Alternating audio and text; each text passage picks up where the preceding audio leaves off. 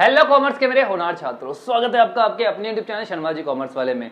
आज की इस वीडियो में मैं आपकी करंट सिचुएशन में जो सबसे बड़ी प्रॉब्लम है ना, उसका सॉल्यूशन लेके आऊँ।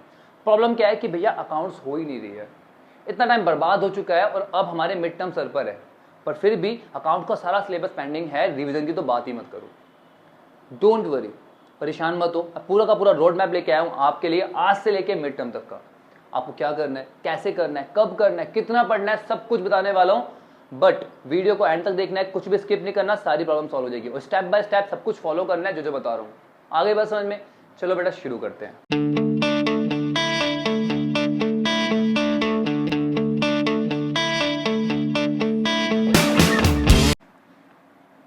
सबसे पहले तो एक बार करंट सिचुएशन देख लेते हैं कि भैया हम खड़े कहां पर हैं।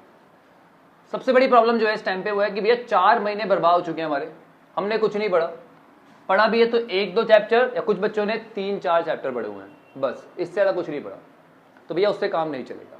दूसरा, केवल अगस्त और आधा सितंबर बचा हुआ है हमारे पास मिड टर्म के लिए, जिसमें हमें अपना सारा सिलेबस भी कवर करना है और रिविजन भी करनी है।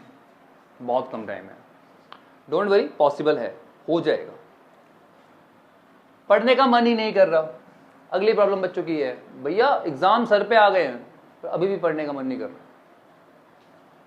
अगली प्रॉब्लम, टेंशन बढ़ रही है, प्रेशर भी बढ़ रहा है। या एग्जाम सर पे है तो टेंशन भी हो रही है, प्रेशर भी बढ़ रहा है, फिर भी पढ़ने का मन नहीं कर रहा। समझ में नहीं आ रहा, करे तो करे क्या, मैं समझाऊंगा। बिल्कुल टेंशन मत लो, टाइम नहीं मिल रहा। सबसे बड़ा एक्सक्यूज जो है इस टाइम पे बच्चों के पास ना, टाइम नहीं मिल रहा। स्कूल कोचिंग, सेल्फ स्टडी का टाइम नहीं है, कुछ भी रिवीजन नहीं कर पा रहे, कुछ भी ठीक से पढ़ नहीं पा रहे। ठीक है, चलिए, समझ ही नहीं आ रहा। कुछ बच्चों की सबसे बड़ी प्रॉब्लम है कि भैया अकाउंटेंसी में कुछ समझ में ही नहीं आ रहा। स्कूल में जो ठीक से समझा नहीं रहे, कोचिंग में सिलेबस बहुत तेज भाग रहा है, कुछ समझ में आ रहा है, कुछ समझ में नहीं आ रहा है, करे तो करे क्या। ये सब्जेक्ट तो हमारे ऊपर से निकल रहा है। डोंट वरी, मैं बताने वाला हूँ हर प्रॉब्लम का सॉल्यूशन। बस वीडियो को एंड तक देखना है और अभी के अभी चैनल को सब्सक्राइब कर लो, क्योंकि यहाँ पर आपकी हर प्रॉब्लम का सॉल्यूशन आपके बोलने से पहले आपका भाई प्रोवाइड करता है। चलो तो बेटा देखते हैं एक एक करके हर प्रॉब्लम का सॉल्यूशन। सबसे पहले तो या ना एक्सेप्ट कर लो इस टाइम पे सिचुएशन को। अगर आप एक्सेप्ट नहीं कर पाओगे ना कि आपकी बहुत बुरी हालत है, तो आप आगे नहीं बढ़ पाओगे। तो सबसे पहले तो भैया एक्सेप्ट कर लो, क्या वो हो गया। अब केवल सॉल्यूशन पे फोकस करना है, क्योंकि पास्ट में जाके कुछ भी बदला नहीं जा सकता। ठीक है ना, वो आपके हाथ में नहीं है, वो तो गया। जो आपके हाथ में वो है कि आज से मेहनत करनी है, सही अप्रोच यूज करनी है और एग्जाम में बढ़िया मार्क्स लाने हैं। That's it. पॉजिटिव रहो, विश्वास रखो, हो जाएगा। बिल्कुल टेंशन नहीं रखनी। चलिए अगला, ये जो बच्चे बोल रहे हैं पढ़ने का मन नहीं कर रहा, उनके पास ना उनका वाई नहीं है। उन्हें यही नहीं पता कि हमें पढ़ना क्यों है, इसीलिए उनका पढ़ने का मन नहीं कर रहा। भैया अपना वाई ढूंढ लो आज ही। क्या पढ़ना क्यों चाहते हो? आपको क्लास में टॉप करना है, आपके फ्यूचर पर्सपेक्टिव्स क्या है, आप आने वाले टाइम में अपने आप को कहां देखना चाहते हो। एक बार वो इमेज, वो वाई आपको क्लियर हो गया ना कि आप वहां पहुंचना चाहते हो, देखो कैसे पढ़ने का मन करेगा। सब कुछ क्लियर हो जाएगा लाइफ में। ये वाई तो आपको ढूंढना ही पड़ेगा, इसके बिना लाइफ में कुछ नहीं होने वाला आपका।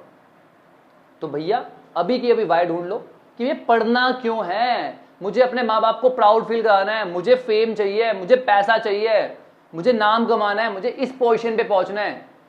उस सब के लिए पढ़ना पड़ेगा। तो पहले वाई क्लियर कर लो कि पढ़ना क्यों है।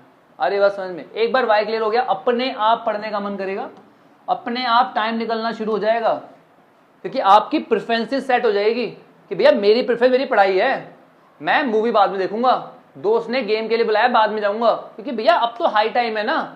अब नहीं पढ़ोगे तो कब पढ़ोगे यार। सिंपल सी बात है, 1.5 महीने में आपका मिड टर्म है।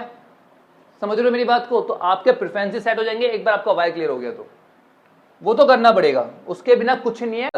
जो अगली प्रॉब्लम आप फेस कर रहे हो वो है कि आपको समझ में ही नहीं आ रहा।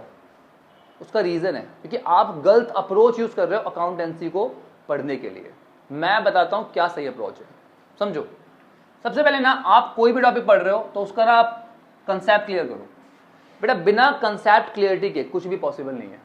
अब ये कंसेप्ट क्लियर कैसे होता है? आपको होता है ना कोई कंसेप्ट क्लियर है, नहीं, आपका कंसेप्ट क्लियर नहीं है, आप रट्टा मार रहे हो अभी भी कुछ कंसेप्ट को, कुछ चीजों को अभी भी रट्टा मार रहे हो। भैया कंसेप्ट क्लियर तब होगा जब आप उसको समझोगे, आप उसको रिलेट करोगे अपने रियल लाइफ से, आप उसको इमेजिन करके सिचुएशंस को बनाओगे, तब जाके आपका कंसेप्ट क्लियर होगा। आ रही बात समझ में? रियल लाइफ से रिलेट करके पढ़ो हर चीज को, हर कंसेप्ट का निचोड़ देखो। एक बार कंसेप्ट क्लियर हो गया तो सब क्लियर हो गया भैया। कॉमर्स में तो जान ही कंसेप्ट है, बिना कंसेप्ट के कुछ पॉसिबल ही नहीं है।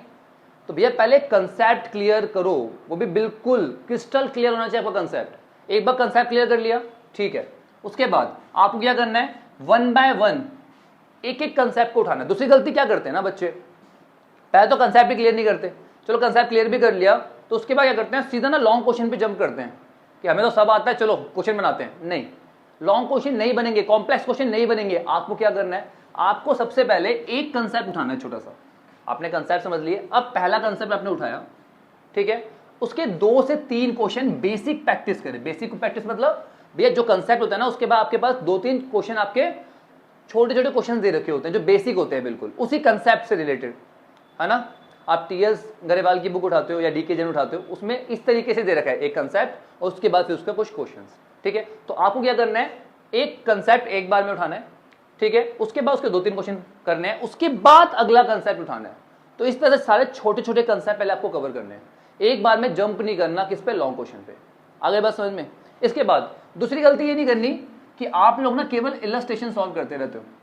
भैया कितनी भी कोशिश कर लो, आपका जो सॉल्यूशन है ना उस पर हमारी आंखें चली जाती है, ठीक है, क्वेश्चन पढ़ते पढ़ते ही सॉल्यूशन पर नजर चली जाती है हमारी, और वहीं पे सब कुछ गड़बड़ हो जाता है। मैं ये नहीं कह रहा इलस्ट्रेशन सॉल्व मत करो, सॉल्व करो, बट 1 करा 2 करा, पर उसके बाद क्वेश्चन सॉल्व करना मस्ट है।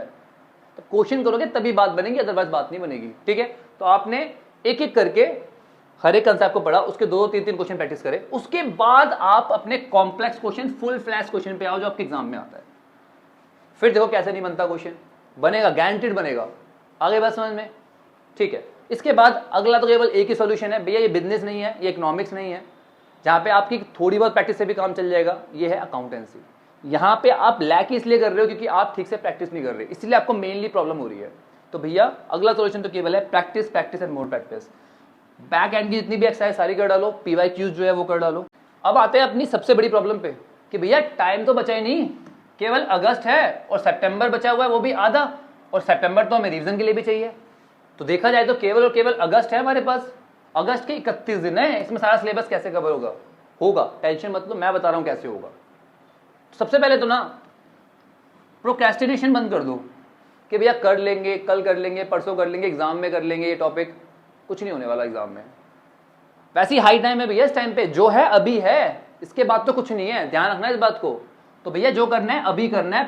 दूसरा भैया टाइम टेबल से कुछ नहीं होना इस टाइम पे कि भैया ने बताया कि हाँ अगस्त को ढंग से पढ़ना है, टाइम टेबल बनाता हूँ, 6 से 7 ये करूंगा, 7 से 8 ये करूंगा, 8 से 9 ये करूंगा, कुछ नहीं होगा। 3 दिन फॉलो करोगे, 4 दिन फॉलो करोगे, 1 हफ्ता फॉलो करोगे, उसके बाद छोड़ दोगे, फिर डिमोटिवेट हो जाओगे और सारा टाइम वेस्ट कर दोगे। भैया मैं टाइम टेबल बनाने के लिए नहीं कह रहा, मैं कह रहा हूँ कि भैया कंसिस्टेंट हो जाओ, कंसिस्टेंसी से पढ़ाई करना शुरू करो कि भैया पढ़ना है तो रोज पढ़ना है, बात खत्म, रेगुलर टाइम पे पढ़ना है मुझे। और अकाउंटेंसी को ज़्यादा टाइम देना है क्योंकि अकाउंटेंसी मेरी वीक है, तो मैं ज़्यादा टाइम दूंगा अकाउंटेंसी को। आगे बात समझ में? अगला देखो भैया हार्ड वर्क का टाइम तो गया, अब केवल टाइम है स्मार्ट वर्क का, क्योंकि टाइम कम है और सिलेबस बहुत ज़्यादा है, तो स्मार्ट वर्क करना है। स्मार्ट वर्क कैसे करना है? 1 शॉट वीडियोस देखो, आपके भाई ने 1 शॉट वीडियोस प्रोवाइड कर रखी है, बहुत सारे चैप्टर की, जो चैप्टर बचे हुए हैं मैं उनकी 1 शॉट वीडियोस भी डाल दूंगा जितने में आप वहां तक पहुंचोगे। आ रही बात समझ में? तो 1 शॉट वीडियोस देखो, उससे क्या होगा, आपका टाइम सेव होगा। दूसरा भैया दोस्तों की हेल्प लो, जल्दी से जल्दी कंसेप्ट क्लियर करने के लिए जिस दोस्त का जो सा टॉपिक स्ट्रांग है उसको पकड़ लो, भाई समझा। जब वो आपको समझाएगा ना, और दोस्त की लैंग्वेज समझना बड़ा आसान हो जाता है यार, क्योंकि आप उससे बात करते हो, कम्युनिकेट करते रहते हो, तो वो आपको समझा पाएगा। ठीक है, जिसने जो टॉपिक कर रखा है दोस्त को पकड़ लो, भाई मुझे करा, टाइम सेव होगा उससे। आ रही पसंद में? आप भी मदद करो, उनसे भी मदद लो, इस तरह दोनों का टाइम सेव होगा, समझे? दूसरा, अगर किसी टॉपिक में फंस जाते हो ना बेटा, तो बैठे मत रहो, यही बच्चे सारा टाइम वेस्ट कर देते हैं यार, समझ में नहीं आ, भैया हेल्प लो, अपने ट्यूटर की हेल्प लो, अपने दोस्तों की हेल्प लो, अपने मेंटर की हेल्प लो। कोई नहीं बता रहा, मुझसे पूछो, डाउट्स के लिए हमेशा अवेलेबल हूँ इंस्टाग्राम पे और टेलीग्राम पे। आ रही बात समझ में? इसके बाद भैया सारे क्वेश्चन नहीं करने हैं इस टाइम पे, आप सारे क्वेश्चन लेके बैठ जाओगे, नहीं होगा, बिल्कुल नहीं होगा, कतई नहीं कर पाओगे, कुछ नहीं कर पाओगे।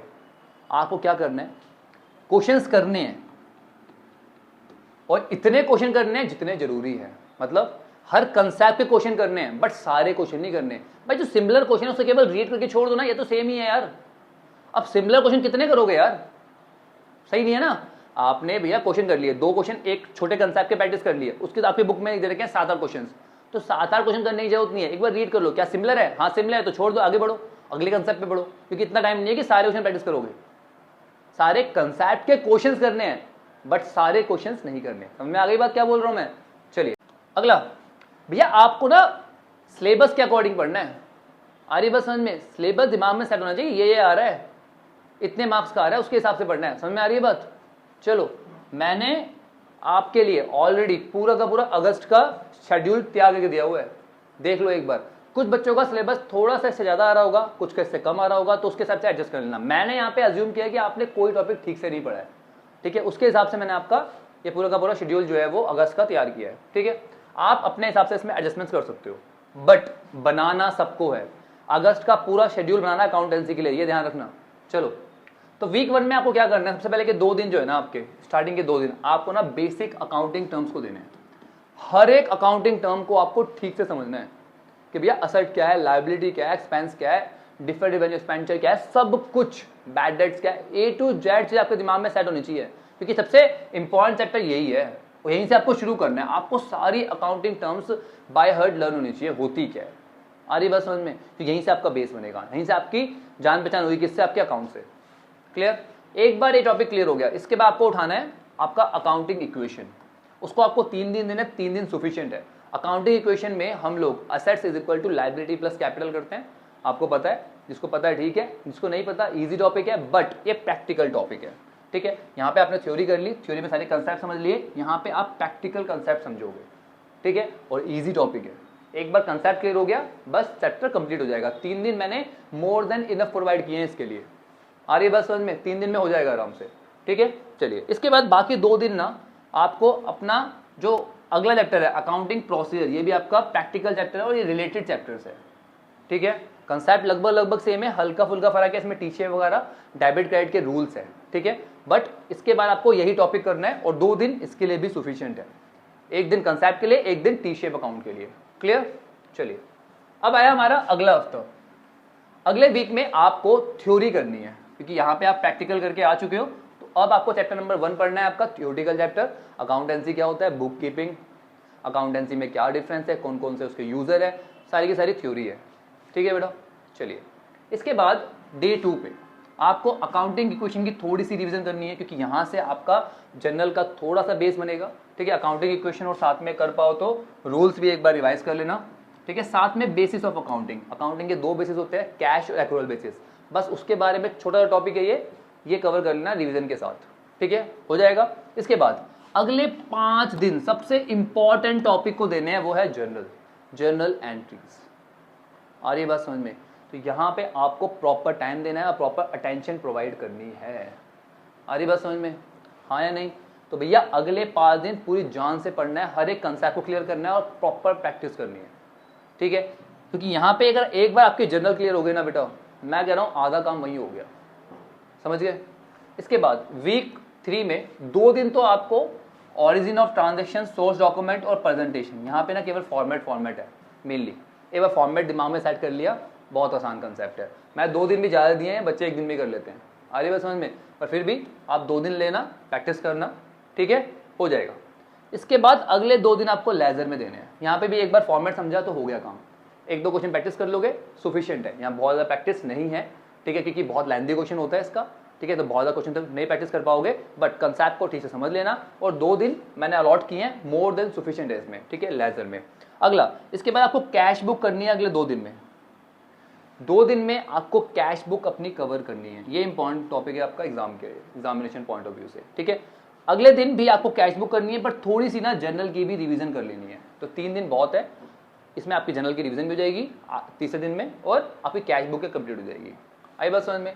अब आया हमारा आखिरी हफ्ता। आखिरी हफ्ते में आपको क्या करना है, पहले 2 दिन स्पेशल पर्पस बुक, इसमें परचेज बुक, सेल बुक कैसे बनानी है वो सब आता है, ये 2 दिन मोर देन सफिशिएंट है, आरी बस समझ में, क्योंकि इसमें भी केवल फॉर्मेट है, परचेज बुक का फॉर्मेट आ गया तो सेल बुक अपने आप हो जानी है, ठीक है, सारा फॉर्मेट बस इजी है, ठीक है ना, एक बार फॉर्मेट समझ में आ गया, हो गया काम।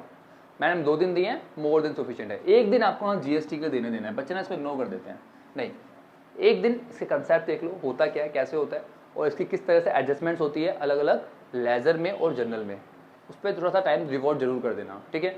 इसके बाद अगले 2 दिन आपको क्या करना है, थ्योरी बेस ऑफ अकाउंटिंग। यहाँ पर आपको principle of accounting, accounting standard, ठीक है ना, IFRS, ये सारे कंसेप्ट पढ़ने हैं। तो दोनों दिन ये बहुत ही इंपॉर्टेंट थ्योरी है, ठीक है, ये बहुत ही इंपॉर्टेंट कंसेप्ट है, इसलिए मैंने इसको एंड में डाला है, आखिरी हफ्ते में डाला है। आ रही है बस समझ में? तो ये बहुत ठीक से पढ़ना है। इसकी भी वीडियो मैंने डाल रखी है, वन शॉट वीडियो डाल रखी है, आपको बिल्कुल भी प्रॉब्लम नहीं आएगी, आई अश्योर यू। वीडियो देख लेना बस, ठीक है। इसके बाद जो बाकी बचे हुए 4 दिन है उसमें आपको करना है BRS, बैंक रिकन्सिलेशन स्टेटमेंट। बहुत ही इंपॉर्टेंट टॉपिक है। अगर कुछ टाइम बचता है, अच्छा ये आप बोलोगे भैया हफ्ते में 5 दिन यहाँ कर दिए फिर 4 दिन बना रहे हो, बेटा 2 दिन एक्स्ट्रा बचे हुए हैं ना अभी, ठीक है, किसमें, अगस्त में। तो अगस्त के जो रिमेनिंग 4 दिन है वो यहाँ पे देने हैं। अगर आपको लगता है कि और थोड़ा टाइम देना है तो ठीक है, आप 1-2 दिन और ले लेना सितंबर के, कोई इशू नहीं है।